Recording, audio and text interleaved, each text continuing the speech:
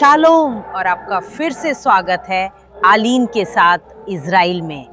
Israel अभी भी युद्ध में है, लेकिन देखिए अब यरूशलेम की सड़कों का हाल कैसा है। शहर ना तो शोक में है ना ही डरा हुआ है, बल्कि इसके बिल्कुल विपरीत है। शहर की हर सड़क पर बड़ी बड़ी पार्टियां हो रही हैं। आज यहाँ क्या हो रहा है? मैं आपको अपने साथ झंडों की रैली में ले जाना चाहती हूँ और पता लगाना चाहती हूँ कि यरूशलेम में वास्तव में क्या हो रहा है और इसका बाइबल की भविष्यवाणियों से क्या संबंध है।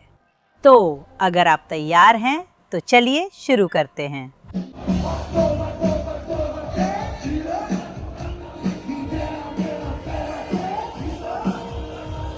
मुझे भी अभी एक छोटी झंडा मिला है और जुलूस बस शुरू होने वाला है, तो हमारे साथ आइए ताकि आप देख सकें कि आज के दिन यरूशलेम में वास्तव में क्या हो रहा है और इसका बाइबल से क्या संबंध है। चलिए चलते हैं।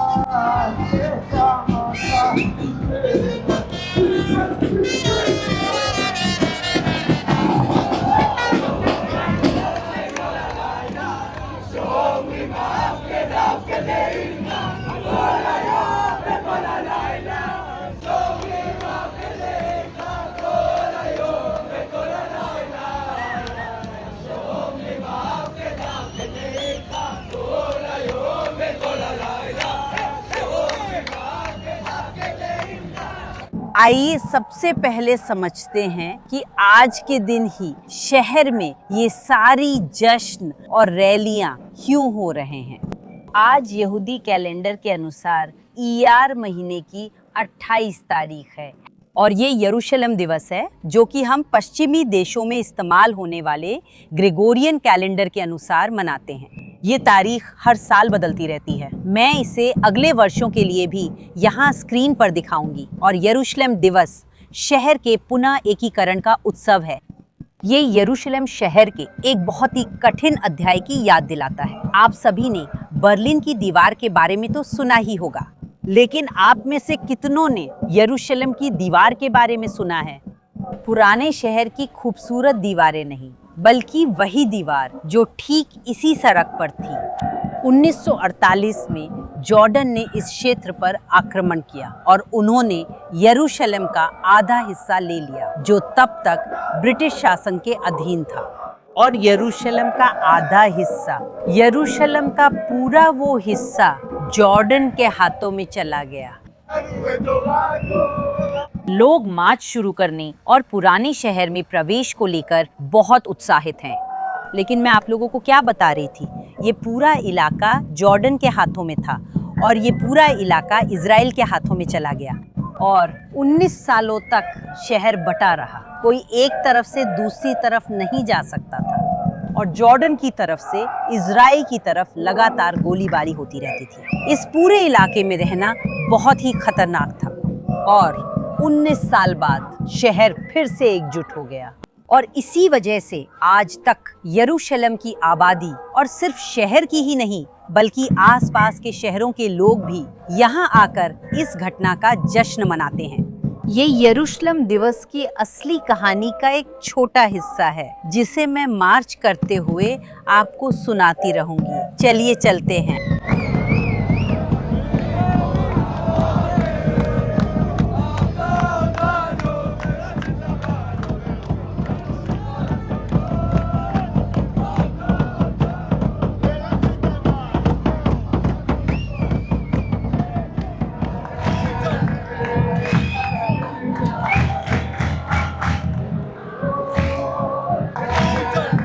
मार्च यरूशलेम के केंद्र से शुरू हुई थी। वो शहर की गलियों से होकर चल रही है और अभी थोड़ी ही देर में हम पुराने शहर में प्रवेश करेंगे। आप यहाँ बगल में देख सकते हैं, मेरे साथ यहाँ देखिए यरूशलेम की दीवारें। तो अब हम सब मिलकर दमिश्क गेट की ओर जा रहे हैं। चलिए चलते हैं।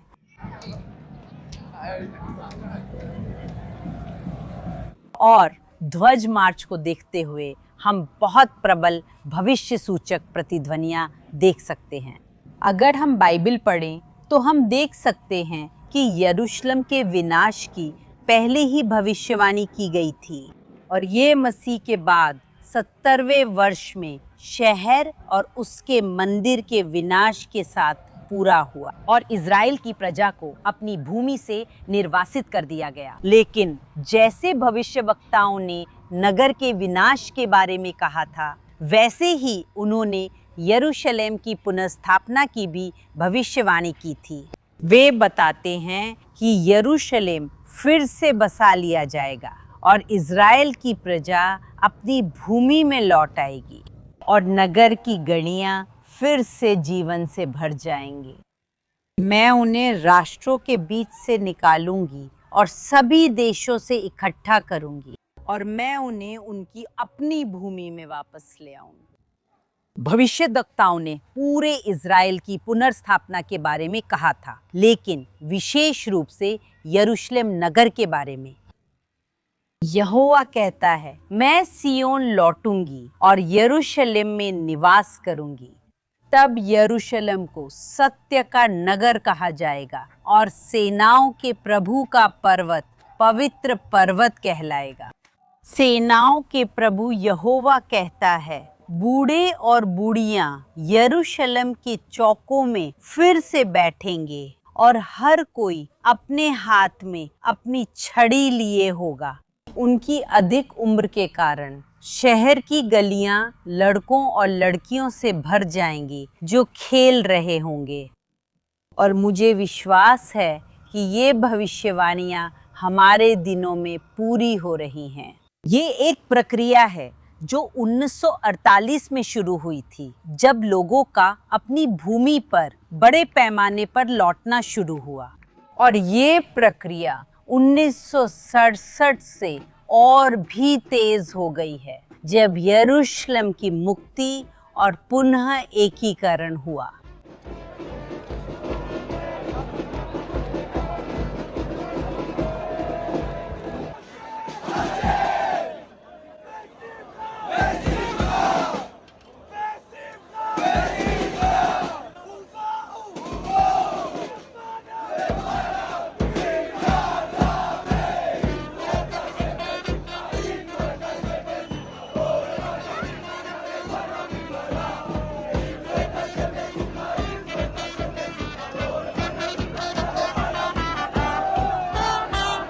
ये मार्च सिर्फ यरूशलेम के हाल के अतीत को याद करने के लिए नहीं है, यानी शहर के पुनः एकीकरण को जो 59 साल पहले हुआ था, बल्कि ये मार्च यरूशलेम के पूरे बाइबल इतिहास को याद करने के लिए है। पूरी कहानी खासकर जो इज़राइल के लोगों से जुड़ी हुई है। ये कहानी 3000 साल पहले राजा दाऊद के साथ शुरू हुई थी, जब वे आए, यरूशलेम को जीत लिया और यरूशलेम को इज़राइल के लोगों की राजधानी बना दिया, जैसा कि आज तक है।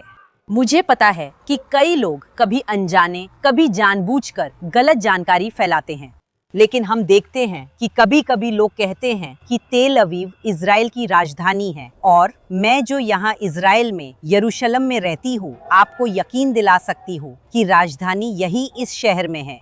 मतलब यहाँ संसद है, मंत्रालय है, पूरा सरकार यही है। तो यरूशलेम ही असली राजधानी है, राजा डेविड के समय से लेकर आज तक।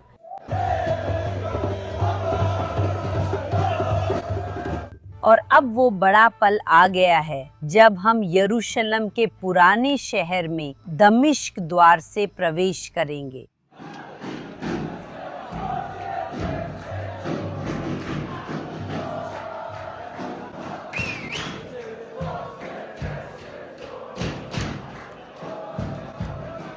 और मैं चाहती हूँ कि आप लोग ध्यान से देखें कि हमारे चारों ओर क्या हो रहा है, और देखिए कि पिछले 2.5 साल की जंग और संघर्ष के बावजूद यरूशलेम ना तो हिम्मत हार रही है और ना ही अपना विश्वास खो रही है। हाँ, ये सच है कि जंग अभी खत्म नहीं हुई है, लेकिन ऐसी प्रजा जिसने लगभग 2000 साल तक अपनी नगरी में लौटने के लिए दुआ की है, वो किसी अस्थायी चीज से हिलने वाले नहीं हैं। और बाइबल हमें बताती है कि यरूशलेम अब भी परमेश्वर की योजना में केंद्र में है। कुछ भी यरूशलेम के लोगों की आस्था को डिगा नहीं सकता, चाहे वो युद्ध का समय हो या कठिनाई का दौर। और हमें वैसे ही करना चाहिए जैसा बाइबल हमें आदेश देती है। यरूशलेम की शांति के लिए प्रार्थना करते रहना चाहिए।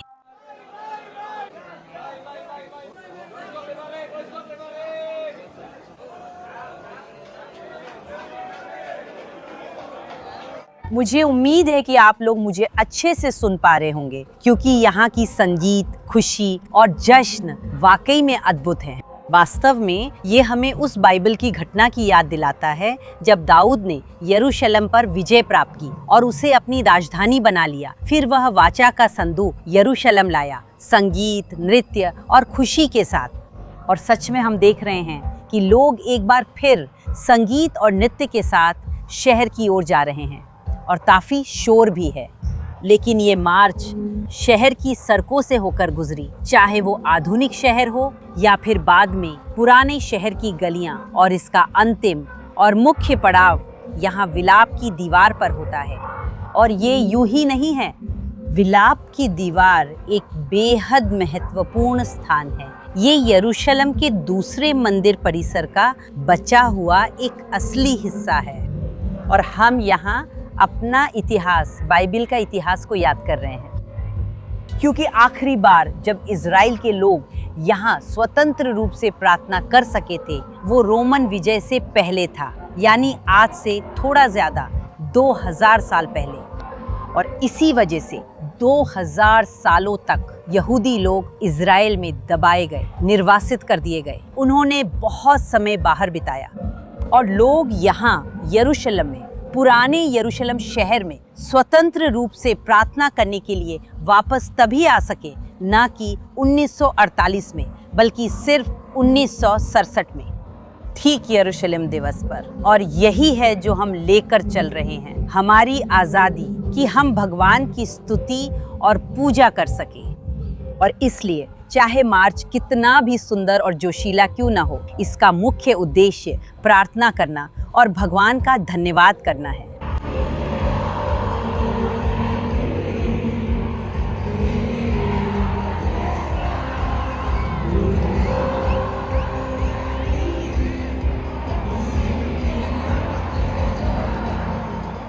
जब प्रभु ने सयून की किस्मत को बहाल किया तो हम ऐसे थे जैसे कोई सपना देख रहा हो। और ये भजन बिल्कुल सही है। लगभग 2000 सालों तक यरूशलेम लौटना एक असंभव सपना जैसा लगता था।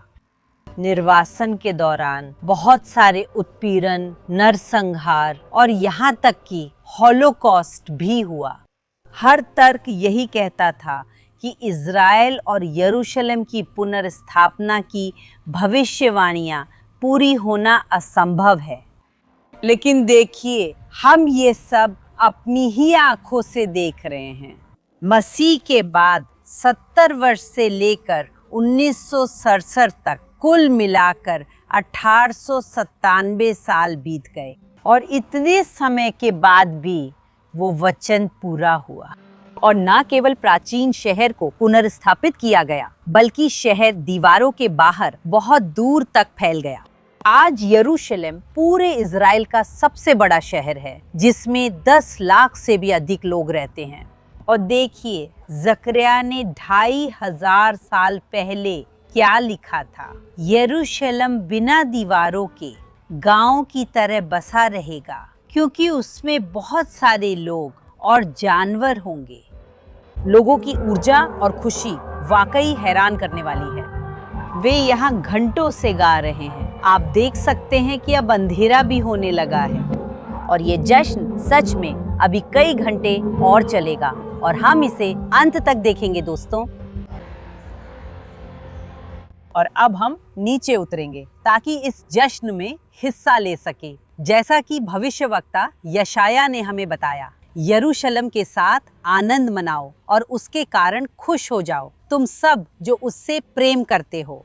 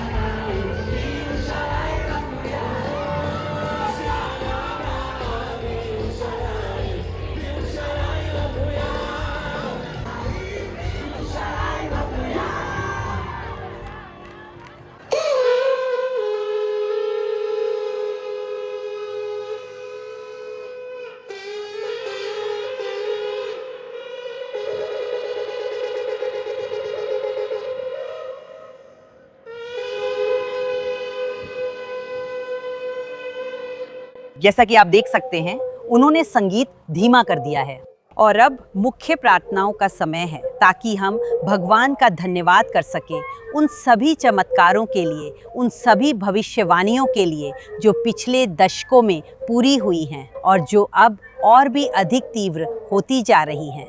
दिन ब दिन हम यहाँ यरूशलेम में बाइबल की भविष्यवाणियों को सच होते हुए देख रहे हैं। कभी कभी कुछ तरीकों से थोड़ा अलग, लेकिन हमेशा भगवान के प्रति बहुत प्यार के साथ। तो मुझे उम्मीद है कि आपको हमारा आज का थोड़ा अलग वीडियो पसंद आया होगा और हम अगले हफ्ते फिर मिलेंगे।